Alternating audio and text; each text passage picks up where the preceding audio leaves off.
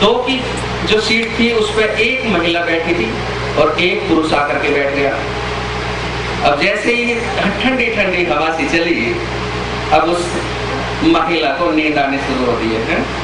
ऐसा नहीं, उल्टा कर लेते हैं, करेक्शन करना पड़ेगा ना। वो खिचड़ी जी का एक बहुत अच्छा है, सबसे पहले पुरुष को नींद आनी शुरू होती है, उसका जैसे ही कंधा लगता है महिला के कंधे से, बदतमीज सीधे बैठो, बेचारा सीधा बैठ गया।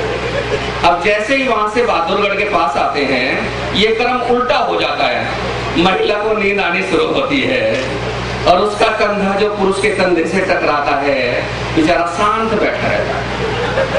उसको सांपला जाना था, इनको मान लो सांपला जाना था, उतरे नहीं भैया।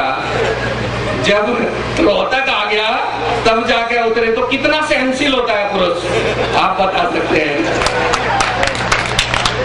तो ये कुछ ऐसे ऐसे काम होते हैं जो भैया अंतर स्वयं भी कर लेते हैं। सुनिएगा मेरा मूल स्वर, क्योंकि ये हास्य की बातें तो बहुत चलती रहेगी, जो मैं आपको कुछ देना चाहता हूँ, सुनिएगा। अभी जो बहुत दुखद घटना हुई उसी से बात उठाता हूँ कि मंदिर से मस्जिद से निकलो, मंदिर से मस्जिद से निकलो, गिरजे व गुरुद्वारों से करो देश की आज हिफाजत, भीतर के गद्दारों से करो देश की आज हिफाजत, भीतर के गद्दारों से। सुनिएगा कि भारत था विश्व गुरु, करें बतलाना शुरू, भारत था विश्व गुरु, करें बतलाना शुरू, खोया हुआ गौरव दोबारा दिलवाइए, कट जाए सर पर झुकने न देंगे कभी, ऐसे स्वाभिमान के विचारों को जगाइए, चाहे किसी कोने में बसे हो आप भारत के, आज सभी भारतीय बन के दिखाइए, और सभी के दिलों में देश प्रेम सच्चा जाग जाए, भारत माता का अब जयकारा लगाइए, बोल भारत माता की। ये सांपला की आवाज नहीं है, बोल भारत माता की। ये हुई कुछ बात, एक क्षण जिसके कारण मुझे देश में पूरा सम्मान मिला, वो मैं आपको देना चाहता हूँ। कुरान में 30 पारे हैं, उसका सार भी मैंने एक लाइन में लिखने की कोशिश की है। क्या हो सकता है, सुनिएगा कि देती है कुरान ज्ञान प्यार सद्भावना का, चारों ओर शुभ परिवेश रहना चाहिए। बाइबल में 2 नियम हैं, उसका सार भी मैंने एक लाइन में लिखने की कोशिश की है। क्या हो सकता है, एक नया नियम और एक पुराना नियम, कि मजलूम गरीबों के प्रति सेवा भाव रहे, बाइबल का यह संदेश रहना चाहिए। गीता में 18 अध्याय हैं, कहाँ पर हैं, महाभारत के भीष्म पर्व के 25वें अध्याय से 42वें अध्याय तक, जब भगवान कृष्ण ने अर्जुन को कुरुक्षेत्र में उपदेश दिया, उसका सार भी मैंने एक लाइन में लिखने की कोशिश की है। क्या हो सकता है कि मरने से डरना क्या नहीं, मरती आत्मा है, दिलों में गीता का उपदेश रहना चाहिए। और जिसके कारण सिख धर्म की स्थापना हुई, आपको लगे एक एक श्रोता, अगर आपको लगे सभी धर्मों के लिए मैंने ठीक लिखा है, तो एक एक श्रोता हाथ खोले, सुनिएगा। कि देती है कुरान ज्ञान प्यार सद्भावना का, चारों ओर शुभ परिवेश रहना चाहिए, मजलूम गरीबों के प्रति सेवा भाव रहे, बाइबल का यह संदेश रहना चाहिए, मरने से डरना क्या नहीं, मरती आत्मा है, दिलों में गीता का उपदेश रहना चाहिए, और जो उठे निगाहें बुरी देश पर फोड़नी है, हम रहे या न रहे देश रहना चाहिए। मैं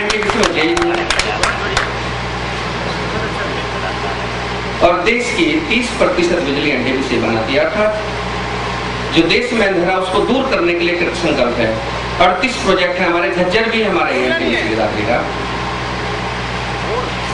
क्या तो जो आवे है, देख लो जनरेटर बजा,